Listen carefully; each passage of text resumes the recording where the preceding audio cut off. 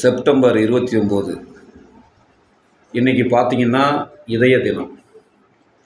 இதயத்தை பற்றி பாடாத கவிஞர்கள் கிடையாது. உலக அளவில் பார்த்திங்கன்னு சொன்னால் காதலினுடைய குறியீடாக இருப்பது இதயம். என் இதயமே போச்சு அப்படிங்கிறாங்க, என் இதயத்திலேருந்து எடுத்துட்டேங்கிறாங்க, இதயமே உடஞ்சி போச்சு அப்படிங்கிறாங்க. அப்படிப்பட்ட இதயத்துக்கு சிறப்பு கொடுக்குற நாள் தான் அந்த செப்டம்பர் 29.